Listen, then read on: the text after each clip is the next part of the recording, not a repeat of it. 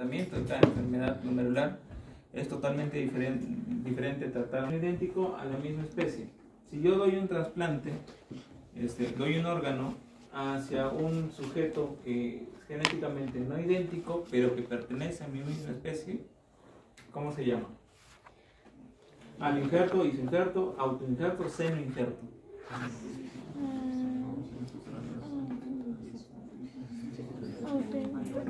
Autoinjerto. Autoinjerto es un injerto de uno mismo, ¿no? Injerto, por ejemplo, de piel, ¿no? Injerto, por ejemplo, de una vena o una arteria, los bypass, por ejemplo. Ese es un autoinjerto. Senoinjerto es un injerto de una diferente especie, ¿no? Por ejemplo, de un chanchito a un humano, ¿no? Entonces, senoinjerto. Isoinjerto. Alguien que es genéticamente. Claro, ¿quiénes son? Los gemelos. Isoinjertos son gemelos. Y aloinjerto es entre misma especie, pero diferentes genéticamente. Es lo que nosotros practicamos. Cuando hacemos trasplante renal, hacemos aloinjertos, ¿no? Entonces eso ya lo han visto acá, ¿ok?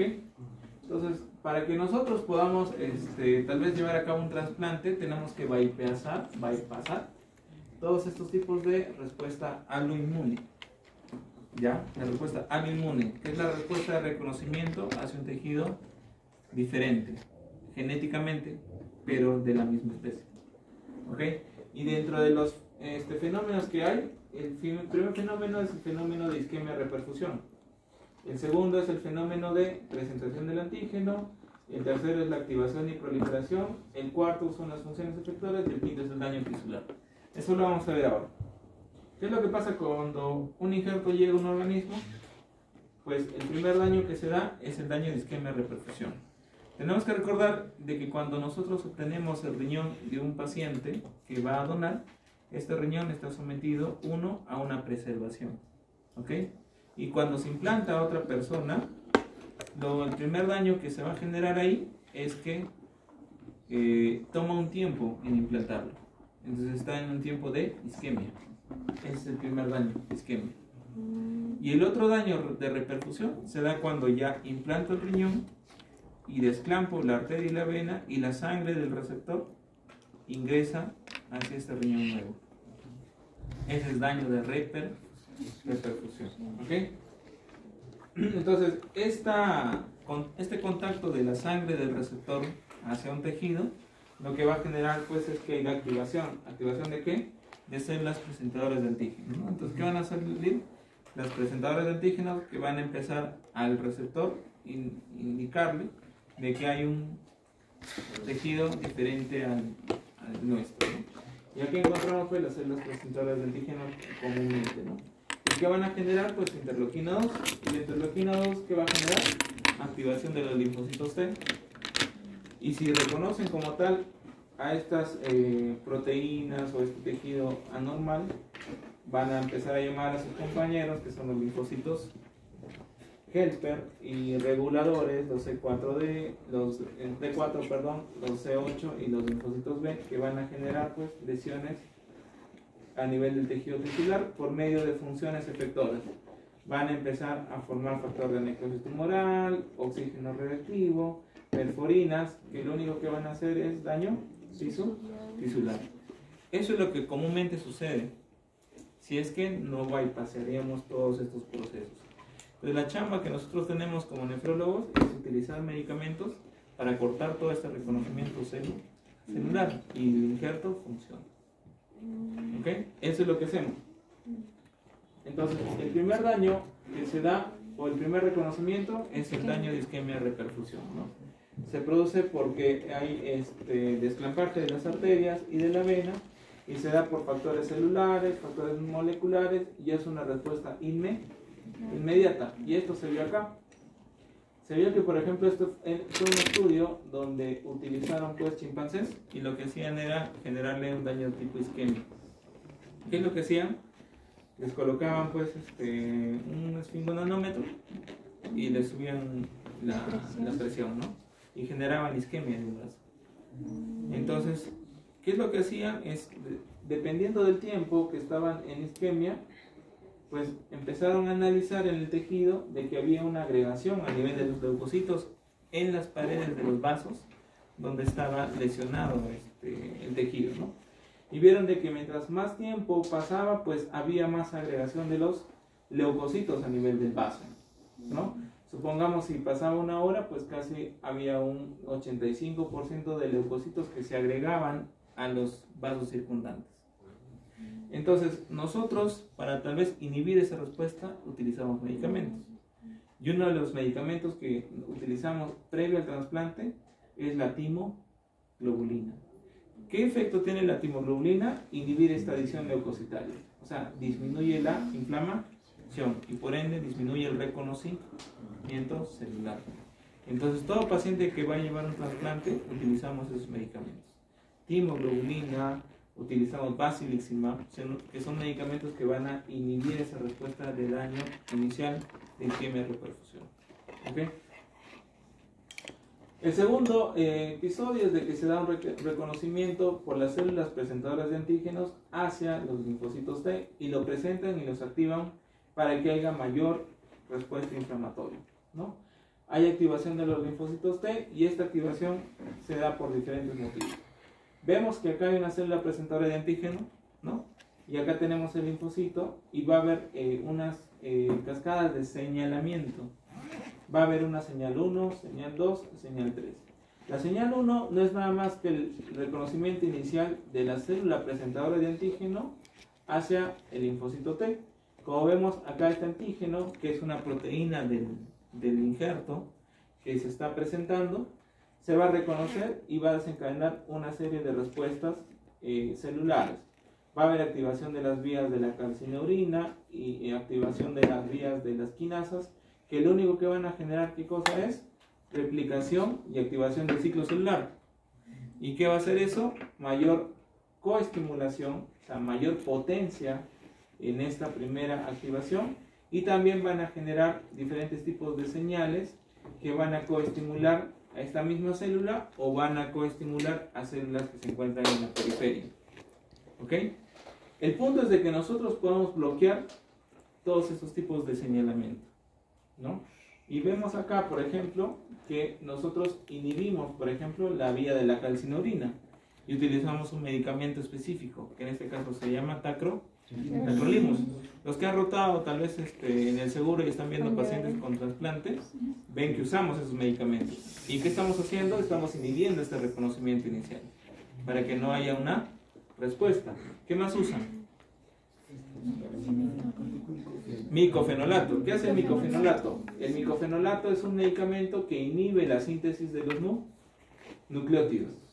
Por ende, inhibe el ciclo celular. Inhibe la proliferación de los linfocitos T. ¿Qué más uso? Corticoides, utiliza prednisona. ¿Y qué hace la prednisona? Inhibir a nivel de los factores de transcripción celular toda esta respuesta. Entonces trato de bloquear todas las vías. ¿Para qué? Para que no haya un reconocimiento celular de los linfocitos y no haya una activación de los linfocitos T. Así inhibo mi respuesta hacia ese receptor. Sí se está entendiendo, no estoy corriendo, pero tienen que ver de que hay diferentes mecanismos y vías, ¿ya? No solamente utilizamos tacrolimus, por ejemplo, ¿no? Podemos utilizar ciclosporina, podemos utilizar acetropina y entre otros. Pero el esquema que tal vez se ha difundido y que se ha demostrado que la supervivencia del injerto es muy larga, es utilizar un inhibidor de la calcineurina, utilizar un corticoide y utilizar un inhibidor de la síntesis de los nucleótidos. Pregunta: Lisbeth es una paciente de 26 años, está en hemodiálisis, acude a su consulta con 2 potenciales donantes de riñón. En este caso viene su papá y su hermana. ¿Qué podemos sacar al respecto? Los hermanos de ambos padres siempre son HLA idénticos. Los padres, por azar, pueden tener un HLA distinto a alguno de sus hijos. O C, los padres son siempre HLA compatibles con los hijos, al menos parcialmente. Tenemos que recordar que el HLA es nuestro código genético, es nuestro DNI genético. Y cada uno tiene diferente numeración. Todos son diferentes. ¿ok? Salvo los gemelos, ¿no? Y este HLA pues se forma durante nuestra etapa fetal y a la larga pues es único en cada persona, ¿no? Es el que tal vez ofrece el reconocimiento celular y que ofrece también la respuesta para tal vez generar anticuerpos cuando se presenta a otra persona que no comparte el HLA, ¿no? El HLA son los genes que tienen mayor polimorfismo, por ende son totalmente diferentes de persona a persona. No puede haber otra persona igual que tú. Hay dos tipos, el HLA1 y el HLA2, en este caso el A, el B, el C, y en la clase 2 el DP, el DQ y el DR, ¿no? Recordemos que la clase 1 está en todas las células nucleadas y la clase 2 solamente está en las células presentadoras de antígeno, ¿no? En este caso la clase 1, la clase 2 que está compuesta netamente o molecularmente porque utiliza proteínas de conformación tipo alfa y beta, mientras que el otro utiliza alfa y beta 2. El HLA tiene una descripción, una nomenclatura. Si nosotros encontramos HLA, siempre vamos a colocar después de esto el gen. ¿Y el gen cuál va a ser? El A, el B, el C, o el DR, el DP o DQ. Y estos van a tener un alelo, o sea, una posición dentro del cromosoma y una proteína específica que va a expresarla. ¿Ok? Entonces tenemos HLA A, 2, 101, por ejemplo, ¿no? Para que me entiendan, Homer y Marge, pues, deciden tener hijos, ¿no? Y van a tener una herencia de tipo codominante, autosómico codominante, ¿no? En este caso, Homero va a tener, pues, dentro de su HLA, la codificación A, B y DR. ¿Y por qué toma en consideración esos tres? Se toma en consideración esos tres porque son los que tienen tal vez mayor respuesta inmunogénica. ¿Ya? Entonces siempre cuando nosotros vemos un paciente de trasplante, evaluamos primero esos genes. Los otros lo dejamos un poquito de lado. Primero siempre vemos el A, el B y el DR. ¿Ok? Entonces, tú sabes que Homero tiene un papá y una mamá, ¿no? Entonces, igual más, ¿no? Homero tiene una cadena, un triplete, pues heredado de su papá. Y tiene un triplete heredado de su mamá. A la final se va a expresar uno de los dos, que le va a dar la característica específica a Homero. ¿Ok? En este caso también Marge igual va a tener de su mamá una cadena de tripletes y de su papá también. Entonces, ¿qué es lo que pasa cuando ellos forman una familia? Supongamos, sale primero Bart, ¿no? ¿Qué pasa con Bart? Va a obtener una cadena de tripletes expresado de su papá y de su mamá también. Entonces acá, si al inicio tenía el 2, el 44 y 4 de Homero, de su mamá va a tener el 3, el 33 y el 5, porque hay una combinación, ¿sí? Y esa combinación le va a dar una característica específica a él. ¿Ok? Lisa igual tiene la primera cadena de su papá, pero ya no tiene la primera cadena de su mamá, sino tiene la segunda. Y así va a haber combinación. Igual Maggie, que tiene la otra cadena, la segunda y la primera cadena de su mamá, y el otro Nelson, que es infiltrado, la primera cadena la segunda cadena de su papá y la segunda cadena de su mamá, ¿no? Entonces, ¿qué quiere decir en este caso? Tenemos que recordar de que nosotros como hijos siempre vamos a tener una cadena paterna y una cadena materna, independientemente de cuántos números tenga de hijos tus papás, ¿no? Y si vas a hacer un estudio de compatibilidad y si sale no compatible con tu papá, es imposible, ¿no? O eres adoptado o no es tu papá. Uno de los dos, ¿ok? ¿Sí? Entonces tus papás siempre van a ser HLA compatibles, al menos parcialmente, porque compartimos una cadena de nuestros padres, ¿sí? Pero ¿qué es lo que pasa entre hermanos? ¿Qué pasa entre Homero y Lisa? ¿Comparten cadenas? Sí, comparten una cadena, comparten un triplete. Pero ¿qué es lo que pasa entre, por ejemplo, Lisa y Maggie? No comparten cadenas, pero son tus hermanos. Sí. Entonces hay un 50% de probabilidad de que tu hermano no sea compatible. ¿Está bien? ¿Ya? Así que no quiero peleas después, que van a ir a Andrea, que si es mi hermano, que no es mi hermano. Hay una probabilidad de que no sean compatibles, pero realmente sí son sus hermanos. ¿Ya? Y eso tiene que ver otras cosas ahí. Entonces, los padres siempre van a compartir un haplotipo. Esto le llamamos haplotipo, estas cadenas de 3. Entonces, comparten 3 de 6, ¿no? Porque, por ejemplo, entre Homero y Bart, de las 6 combinaciones que podemos tener, solamente compartimos 3 porque tenemos una cadena en común, ¿sí? Si, por ejemplo, en el caso de los hermanos, va a haber un 50% de probabilidad nada más que compartamos 3 cadenas. Si son hermanos idénticos o gemelos y comparten 6 de 6, que se da en 25% de los casos, se pueden dar, pero también hay un porcentaje en donde no se pueden dar y hay un 25% de probabilidad. ¿Ok? Caso 2. Es una paciente de 26 años. Entonces, en este caso, ¿cuál sería? ¿Los hermanos de ambos padres siempre son HLA idénticos? No, siempre. No, hay un porcentaje de que no. Los padres, por azar, pueden tener un HLA distinto al de alguno de sus hijos. No, pues. Siempre comparten. Salvo no sea tu padre. C, los padres son siempre HLA compatibles con los hijos, al menos parcialmente. Pues sí, esa es la respuesta. ¿Sí? Estamos volando en genética. 0.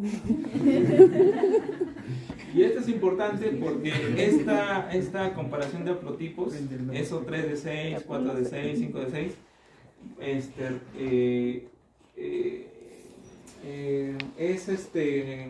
¿cómo les explico? Compartir este HLA pues va a determinar mucho la sobrevida de mi injerto. Si yo comparto casi nada, mi injerto me va a durar poco tiempo, porque tengo genes diferentes y en algún momento mi respuesta inmunitaria pues se va a activar. Pero si comparto más genes, pues mi compatibilidad es mucho mejor y mi supervivencia de mi injerto es mucho mejor.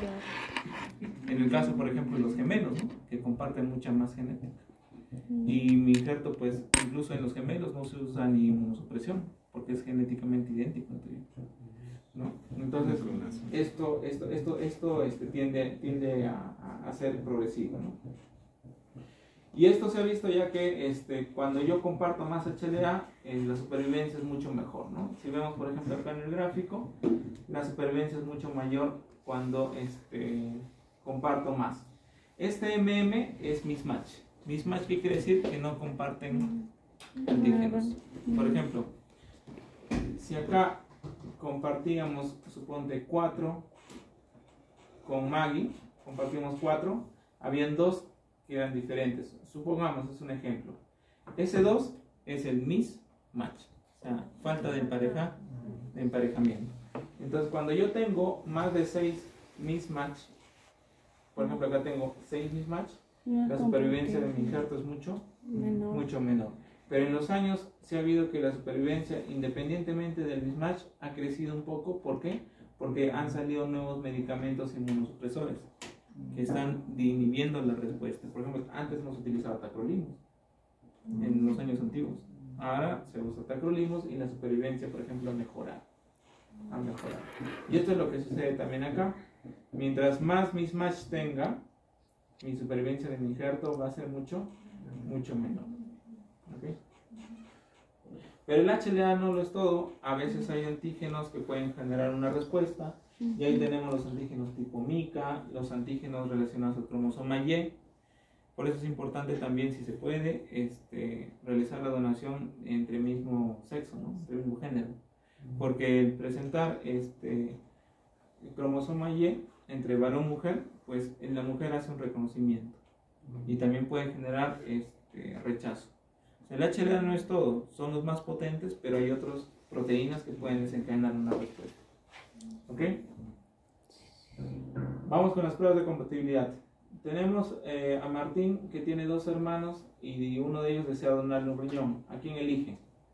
José es un HLA idéntico, pero es ABO incompatible. Patricio es un HLA distinto, pero es ABO compatible. Patricio. ¿A quién elige? Patricio. A Patricio. Sí. ¿Por qué? Porque el tema de grupo sanguíneo es muy importante, ¿no? Normalmente tenemos que tener un escenario ideal. ¿Por qué? Porque nosotros lo que queremos evitar es Que formación lo de rechazo. anticuerpos y rechazo. Entonces, para eso yo tengo que tener un donante ABO compatible, un donante HLA compatible, que en este caso sea hombre o mujer, no creo. Es mujer sin gestaciones. ¿Por qué? Porque ¿qué pasa con las gestaciones? ¿Qué pasa si, por ejemplo, una mujer se embaraza? El feto, cuando empieza a formarse, comparte antígenos de ella y de su pareja. ¿Y qué pasa con la mujer?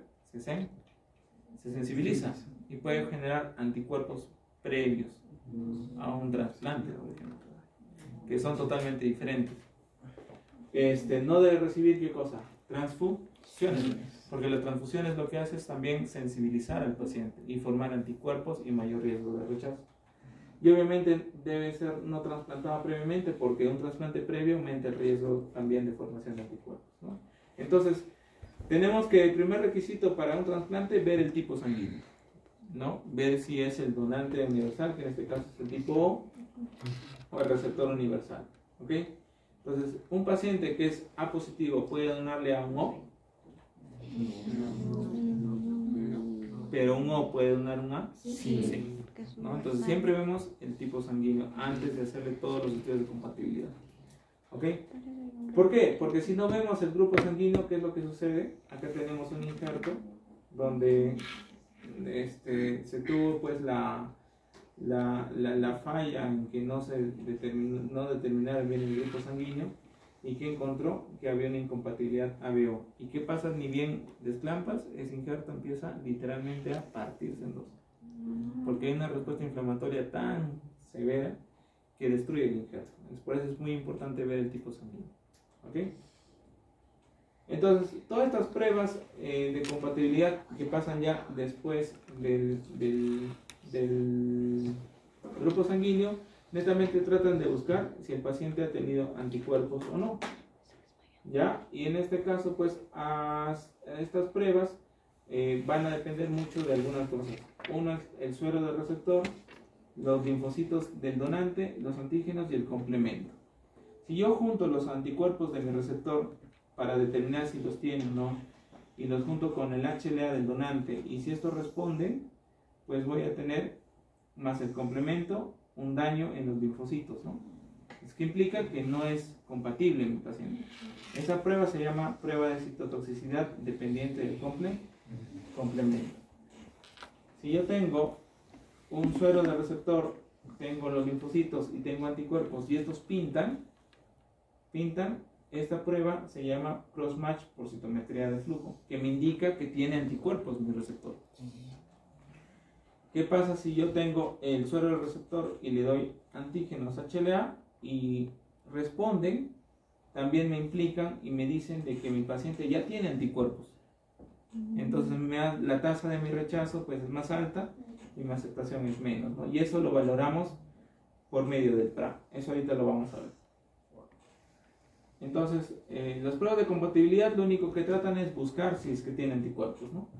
Y los casos donde generalmente yo tengo anticuerpos, pues en el caso de la mujer es en el embarazo. En el caso de un paciente que ha sido previamente trasplantado, pues el trasplante es un indicativo de que se forman anticuerpos, y el otro es la transfusión. Pero ¿cuál de ellas se puede prevenir? ¿Ah? ¿Transfusión? ¿El embarazo? No, transfusión. ¿El embarazo? No. ¿Cuál de ellas se puede prevenir? La Transfusión. transfusión.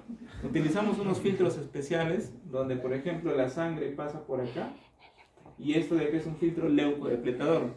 Lo que hace es absorber todos los leucocitos para que no haya una respuesta y no haya formación de anticuerpos, por ejemplo. Eso deberíamos utilizar en los pacientes jóvenes que requieren, por ejemplo, transfusión de sangre. Porque a veces vienen pacientes con hemoglobina en 6, en 5, y lo que haces es transfundir y los sensibilizas al paciente. Y les quitas el chance de que puedan acceder a un trasplante. Hay pacientes que están sensibilizados al 100%, no los puedes trasplantar porque te van a hacer una respuesta. ¿ok? Pero debería y eso lo medimos con el PRA, ¿no? Si yo tengo un PRA del 10%, teóricamente el número de pacientes que yo puedo buscar para que tenga un donante es 2, ¿no? Pero si yo tengo un PRA del 100%, mira, más de 300.000 donantes debería de buscar para recién encontrar un ideal para mí, ¿no? Entonces, ¿qué es lo que hacemos principalmente?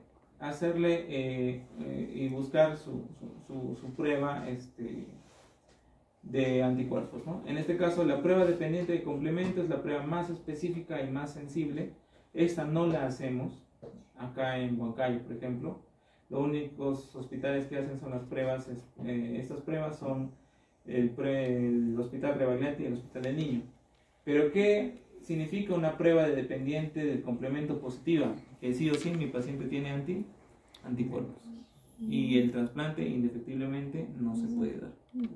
¿Ok? La siguiente prueba es el cross-match. ¿Qué pasa si yo tengo un cross-match positivo? Ya no necesito hacerle una prueba dependiente del complemento porque ya me está diciendo que tengo anticuerpos. Y mi trasplante no se puede dar. ¿Qué pasa si yo tengo una prueba de PRA positiva? Tengo anticuerpos, pero ¿con qué tengo que confirmar? Con una prueba tal vez más específica. Puedo hacerle un cross-match. Y si el cross-match me sale negativo, ya puedo trasplantarlo, porque el que vale más es el cross-match. Primero es la prueba dependiente del complemento, después sigue el cross-match, después sigue el PRA y después ya tu HLA. Y eso lo vamos a ver ahorita con un ejemplo. Ya esto es para terminar. Hay dos ejemplos nada más. Supongamos, tenemos dos pacientes, el paciente Frank y la paciente Marta. El paciente Frank tiene una cadena A2, A68, B35, el otro no expresa, DR4 y DR9. ¿Ok? Su donante tiene una cadena A2, A3, tiene un B35, B38 y un DR4 y un DR17. Cuando tú tienes un resultado de compatibilidad, lo que haces netamente es verificar primero el A, el B y el DR. ¿Cuántos similares tienen? 3. O sea, ¿cuántos mismatch tienen? 3. ¿No? O sea, comparten 3 de 6 y tienen mismatch 3 de 6. ¿Compatible o no compatible? Sí es compatible, ¿no? Mínimo tienes que compartir un A, un B y un DR. Eso es lo que les dije al inicio, ¿cierto? Entonces, ya sé que comparten compatibilidad. Ah, pero algo me olvidaba. ¿Qué es lo primero que tenemos que ver? Los antígenos. El grupo ABO.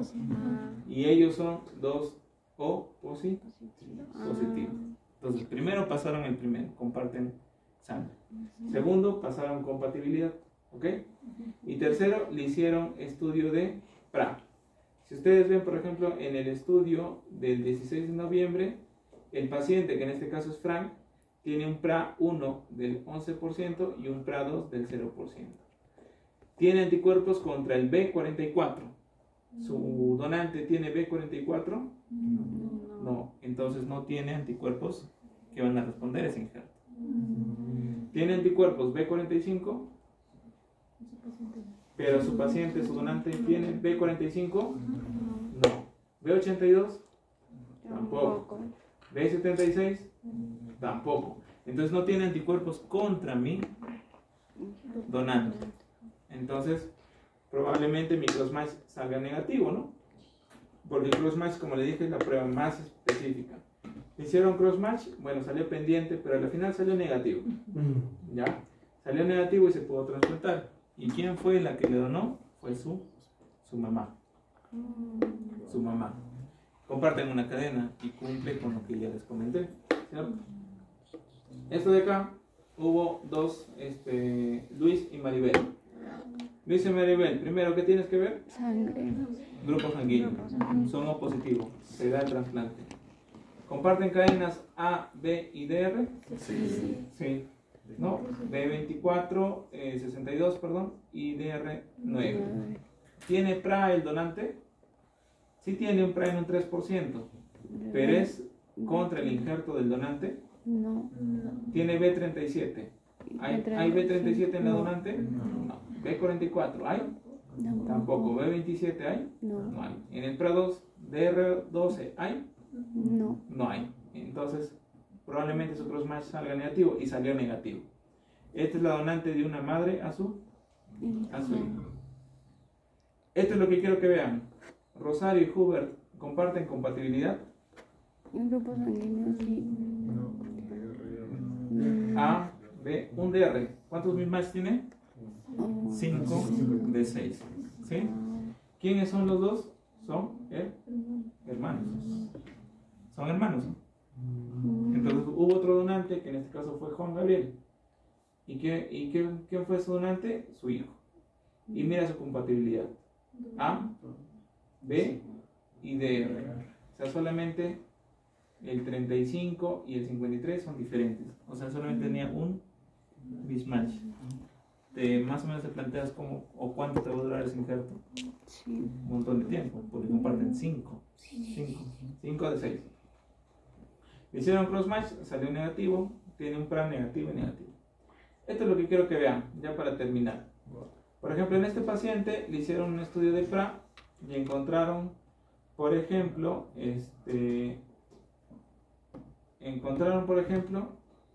un PRA positivo, ¿no? En este caso encontraron el DR4 del receptor. Sí, tiene. Y su donante Sí, tiene. tiene DR4. Sí. Esto se llama anticuerpo donante específico. Entonces ahí yo ya me estoy enfocando a que este paciente ya tiene anticuerpos contra este riñón que va a recibir. Pero le hice el cross match salió negativo y también se pudo trasplantar, pero con el riesgo de que mi paciente va a hacer rechazo en corto plazo. Es por eso que hay que hacerle seguimiento, y para eso te sirven las pruebas de compatibilidad. ¿Está bien?